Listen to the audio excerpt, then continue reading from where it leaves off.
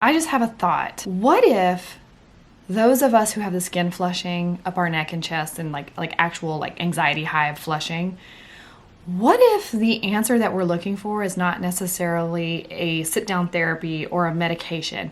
What if the answer that we're looking for is community among other people who are going through the same thing, and knowing that you're not alone and I'm not alone, and being able to allow ourselves to flush in a safe place for the exposure therapy? But what if we are the answer? What if we in community and talking about it is the answer for the healing that we're looking for? What a thought.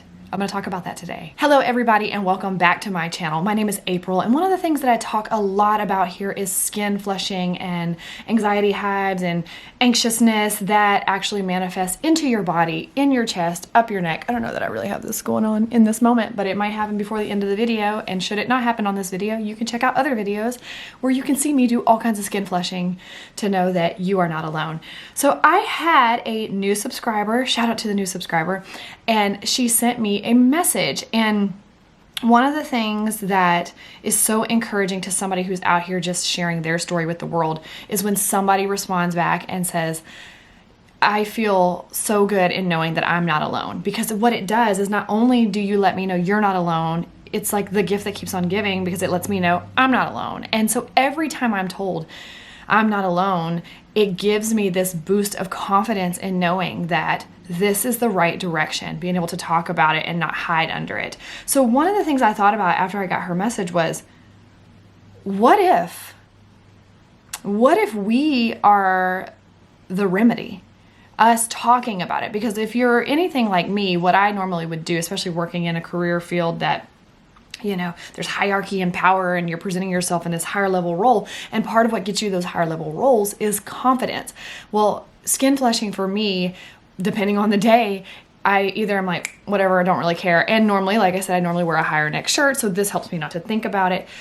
But if I am consumed with the thought of it, it breaks down my confidence big time. And so, you know, my husband was saying to me, I think it's worse for the person that it's happening to than it is for anybody who's watching it. And he said, because, you know, he notices it and sees it. I don't do it as much around him, but he has seen me do it.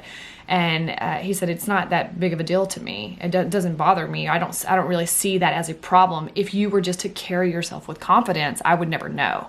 And so sometimes it's easier said than done. There are days, like I said, where I'm like, I don't even care. And then there's other days where I just feel so small and just torn down and just don't want to be seen because of it.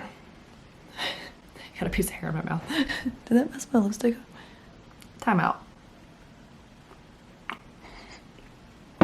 Carry on. So, but it's something about knowing that you're not alone and having the exposure therapy. Exposure therapy doesn't necessarily have to be sitting down with some professional who you're paying your money to or who's extracting money out of your insurance. It can actually just be us having a conversation with one another, because I will tell you, the message that was sent to me from this person, it just immediately, it just thrilled my spirit. My spirit was like, yes, I knew it. I knew there's more out there. Because in my journey, what I would do is I would have these days where I'm like, I don't want to put up with this anymore. There's got to be some sort of solution out there. And I would go look at the internet, and there was absolutely nothing out there. Or you might find a couple of videos where people are showing it and it looks just like what I had going on, but there's no remedy. There was no solution. There was no person talking through it and how they deal with that on a day-to-day basis. I think I saw one video out there where the girl said she does wear high neck shirts and scarves, and I mean, she was completely just in shambles over it, and I understood it and felt it in my core. The problem is that it didn't do a follow-up with her and how she was living her life afterwards, or did she continue with that, or did the therapy work for her? And then of course we have people who say they take beta blockers and you know, different things. But I am just curious to know if maybe the community of us talking together, talking about it, exposing the shit out of it, talking about it, letting it happen, sending pictures to each other, engaging in video and all those things is actually where that healing is going to lie. And then we have to define, what is healing? What does healing mean? What does healing mean to you? Because healing to me may mean that I'm not necessarily trying to stop flushing, but that I want to be able to move through the flushing, and that whether I flush for the rest of my life, I'm going to stand on a stage or stand in the presence of other people and be able to talk with or without that happening to me. Because I know that a lot of times what we fear most is blocking the peace or the healing or whatever that may be. But I think that when we talk about healing, it alludes to the fact that maybe we are broken, and I am anti you are broken, because you're not broken at all. We're all on a journey. We're all self-discovering.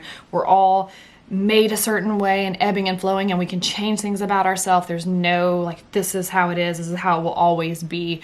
But it's not necessarily about the skin flushing itself. It's how it makes you feel and how you react based off of that skin flushing. And that comes from here. So, you know, I think for myself, it is definitely anxiety driven, but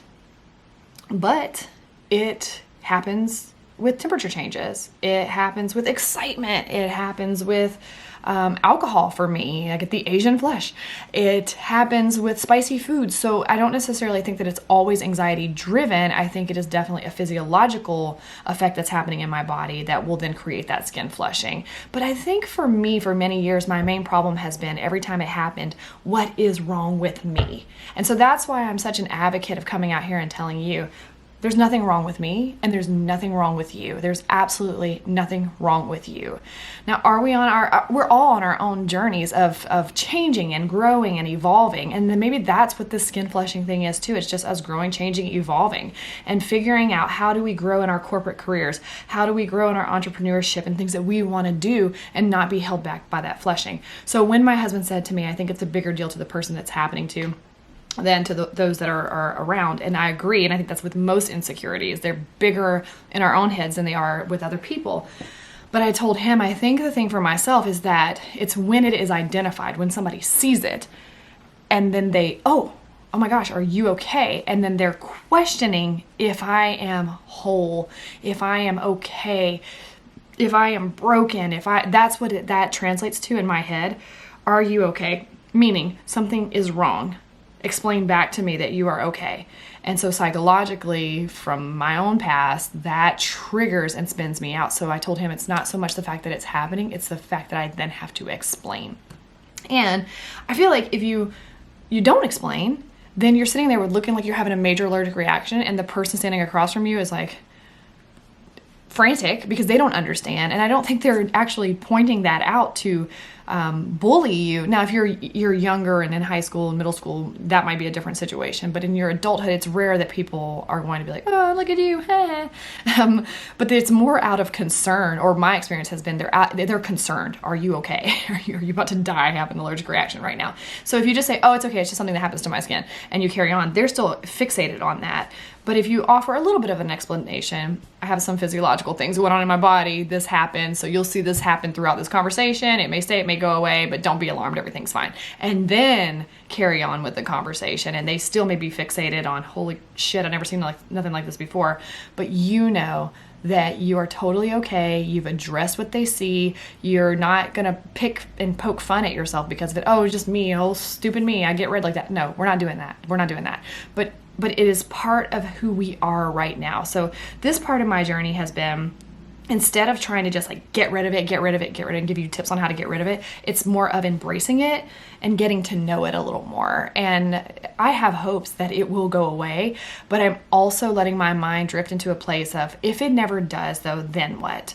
And so it's really more about exploration and getting to know it and talking about it with other people such as yourself. And so that's why I wanted to make this video, really just kind of rambling through this today about what if we are who we're looking for? What if us having this conversation is what's going to ultimately lead to radical acceptance, whether we flush or not? Not necessarily healing, I know I said that earlier, but more so radical acceptance of what's happening in our bodies and knowing that that is not who we are. It's just part of what comes along with us. Maybe even like a trademark. Sorry, I couldn't come up with it. Like a trademark of sorts because the more I discover that there are people like you out there, the more I actually don't feel embarrassed by it. I feel empowered by it in some crazy odd way. And so because I was feeling that in this moment after reading that message, I wanted to do a quick video here. I know this is probably actually more of a lengthier video. I just want to thank you for being here. I want to thank you for watching the videos. I want to thank you for subscribing. And if you engage in the comments, I want to thank you for that as well, because I think the more that we actually engage, the better off we're going to be. And I just want to tell you that you've encouraged my spirit in big ways every time I get a message, every time I get a new subscriber, and every time I have somebody reach out to me on Instagram or on here and just say, I felt so much better knowing I was not alone. Because again, it's the gift that keeps on giving. Because when you say that to me, it immediately returns with, thank you that I am not alone. So thank you for your voice. Thank you for reaching out. And if you are not a part of this community yet, I would like to invite you to subscribe if you would want to. And also give this video a thumbs up, because it helps get this video and this information out to other people out there like us who are just wanting to know that they're not alone. And maybe us all linked together, going through this together, will help empower not only ourselves and one another, but a whole community of people who are suffocating under the fact that they feel incredibly insecure about something that's going on with their skin. I will see you all in my next video.